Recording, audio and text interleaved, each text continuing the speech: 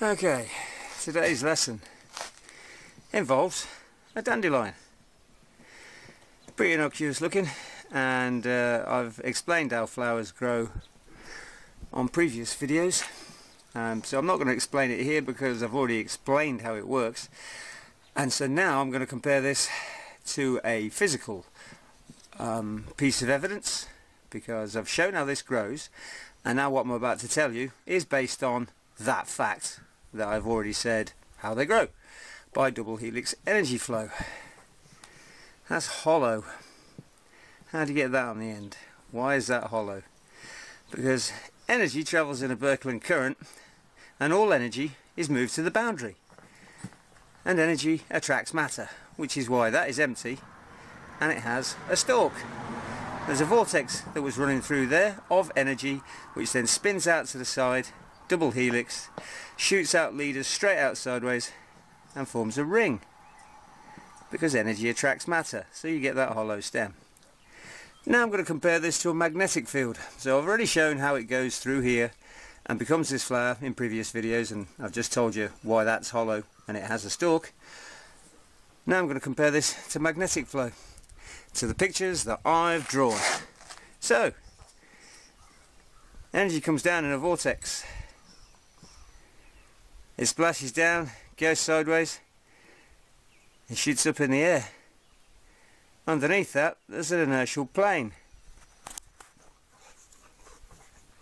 Right there, where it becomes this bell-bottom bit, where it spins around on the inside and then pours down and shoots out the bottom sideways, and then curves around that way and curves around that way. So according to what I've said about a magnetic field, there's pieces sticking up. I said in my last video, in one of my videos that I haven't actually put up yet, the top of a magnet is like two hands, bottom of a magnet is two hands. So you have fingers sticking out of both ends of a magnet. There's your fingers that side, there's your fingers that side. These, if you go and have a look at one of these, because I've only got two hands, are attached to the stem. Those are your two leaders that have spun out in a halo wave. Except this isn't a magnet, so it is DNA coded, so that this then doesn't come back round to here and spin into the inertial line to become this. The DNA code just gives it this shape. That's what DNA code does. It directs the energy so that matter forms around it.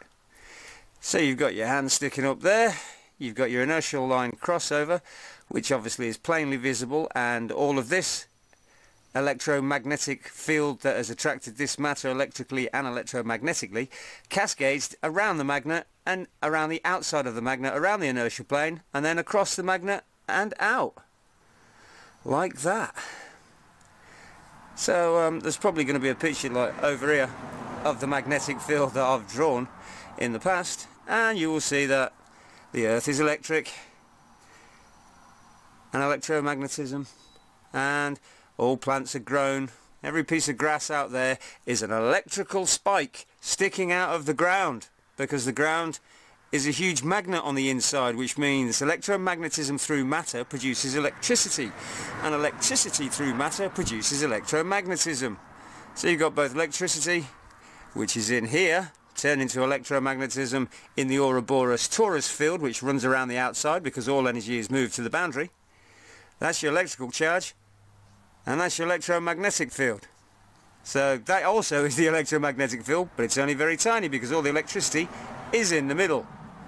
And then when it bursts out at the correct electrical height, which is why most flowers are all the same size, because it's reached an electrical height frequency which will activate the flower part, when all of this has absorbed enough energy from the sky and from the ground to produce the energy to activate the DNA code frequency to say produce this.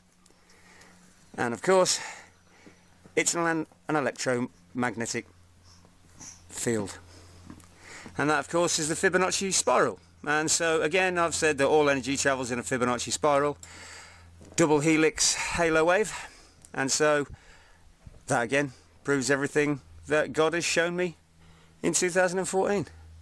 So there we go. That's basically how every single plant on the planet grows. And if it's a different shape, then you just apply DNA code frequency and you get a different shape. But everything is electricity and electromagnetism travelling through an inertial plane and creating a double helix energy field, or a torus, which finishes with a Fibonacci spiral.